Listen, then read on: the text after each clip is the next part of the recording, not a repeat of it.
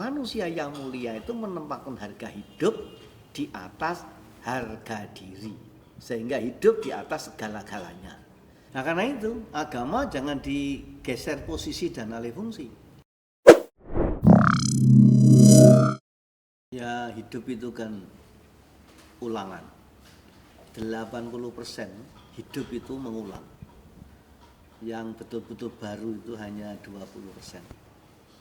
Jadi dari tahun ke tahun, meskipun sudah berganti-ganti tahun, tapi harapan, cita-cita, keinginan itu tetap sama.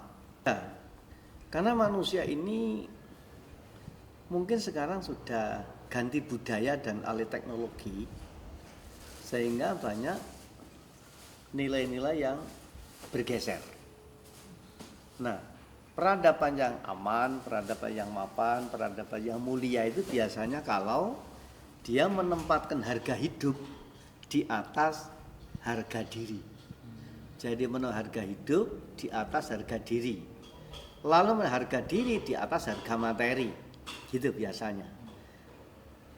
Tapi kalau yang terjadi sebaliknya, menempatkan harga materi di atas harga diri, sehingga orang ukurannya hanya materi, tidak soal harga dirinya jatuh, yang penting dapat materi. Lalu menempatkan harga hidup di bawah harga diri, pada sab yang paling bawah. Maka hidup harganya menjadi murah. Terjadi pembunuhan di mana-mana dan kadang-kadang juga di atas nama agama. Lah, karena itulah kalau di akhir tahun biasanya berbagai komunitas, tradisi, budaya, bangsa-bangsa, mungkin juga agama-agama selalu mengadakan namanya refleksi atau perenungan.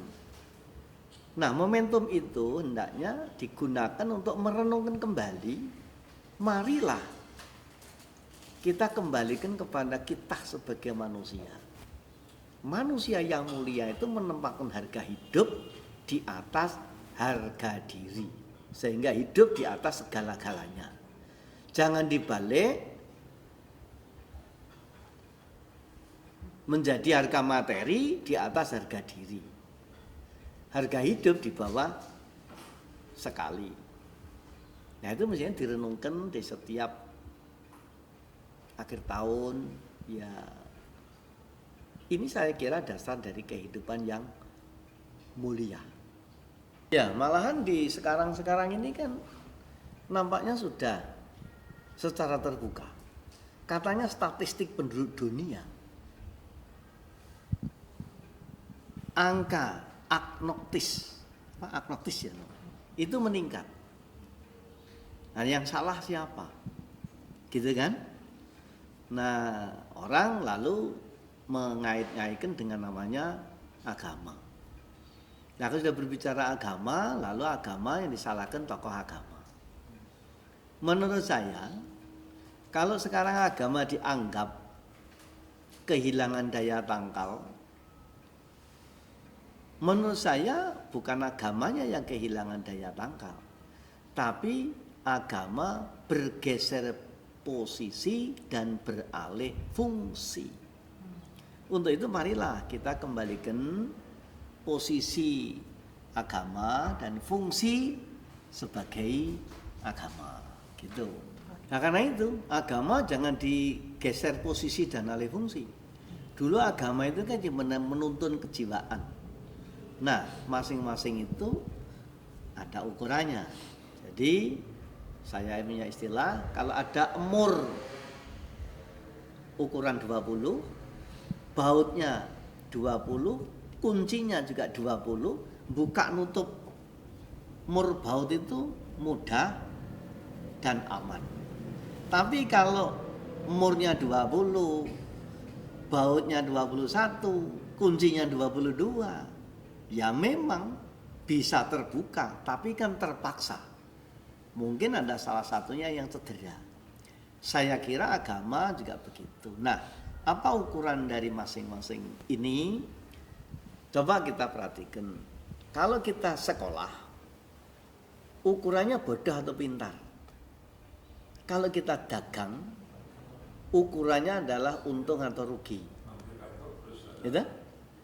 Nah, kemudian kalau kita beragama, itu ukurannya hina atau mulia. Tapi begitu berpolitik, ukurannya menang atau kalah. Nah, kalau ini bergeser posisi, misalnya beragama diukur dengan ukuran dagang, sehingga agama untuk ya beragama dihitung untung atau rugi. Itu maksud saya. Nah, ini sekarang ini banyak yang terjadi bergeser posisi dan beralih fungsi. Kalau dulu agama itu ukurannya adalah hina atau mulia, tapi begitu agama bergeser posisi dan beralih fungsi menjadi alat pemenangan politik, ya kan? Sedangkan politik itu ukurannya menang atau kalah. Inilah yang agama seolah-olah kehilangan daya tangkal karena bergeser posisi dan beralih fungsi. Nah, maksud saya begitu. Nah, karena itu kalau ini sudah menjadi kesadaran bersama, ya mari kita kembalikan saja pada fungsinya dan pada posisinya.